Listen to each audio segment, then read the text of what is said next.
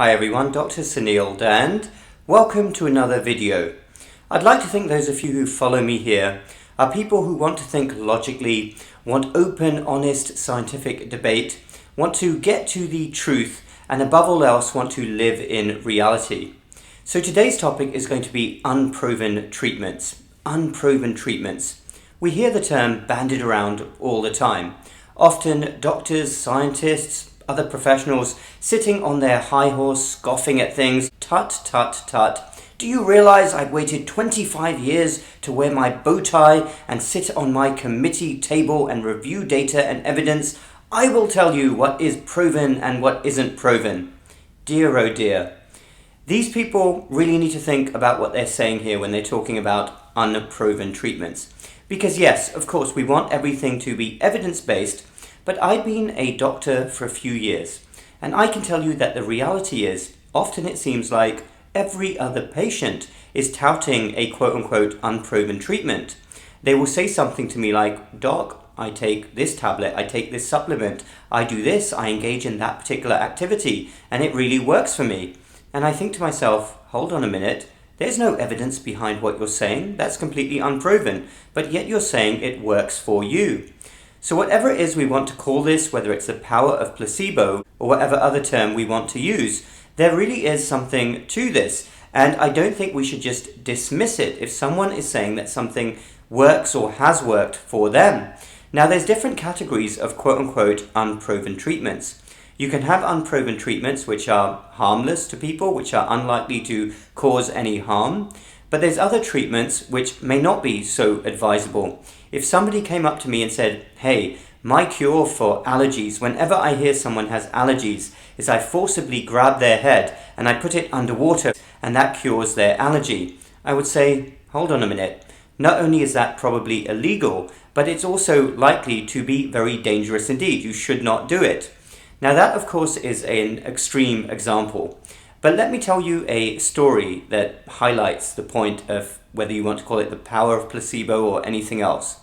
So back when I was a medical student, I remember there was an old school professor who told us this story from many years before. It was actually one of his teachers, another physician, another professor, who had this group of patients in his clinic that he couldn't quite diagnose. And they were causing him a lot of frustration because they were coming to him with unusual constitutional symptoms. And he was doing all the tests, they were negative, and there was no diagnosis for this group of patients. So eventually he decided he would bring a group of these patients in and tell them that there was a brand new cutting-edge treatment from America. And actually people in the United States don't appreciate this, but still overseas, even today, if you tell people that there is a new treatment from America, most of the world thinks, wow, there is a wow factor behind it. People think that the brand new innovative treatments all come from the United States. But anyway, this was many decades ago. He told this group of patients, he said, "Hey, we have this new treatment from America and we're going to try it for the first time in the United Kingdom," which is where he was. And he told them to all come in and they would be the first people to try this out. So what did he do? He brought this group of patients into his clinic and then he passed them through a machine. It may have been a scanner, and he shone a red light on them. That's all he did, shone a red light on them for a few minutes.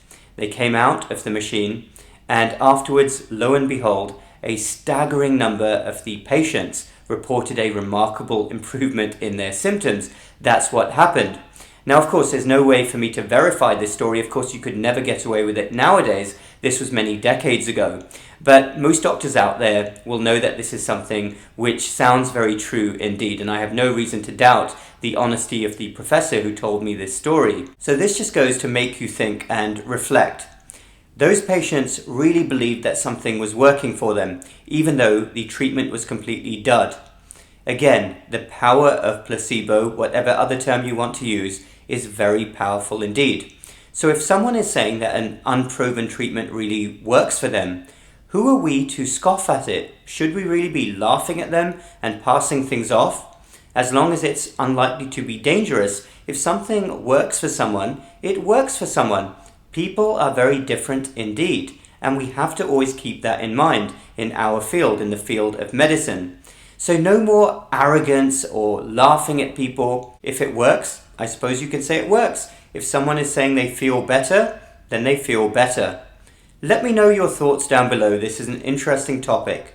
Dr. Sunil Dhand, do hit the subscribe button down below for more similar videos. If you like this video, you can also follow me on my newsletter and my uncensored platform in a less constrained, less censored environment.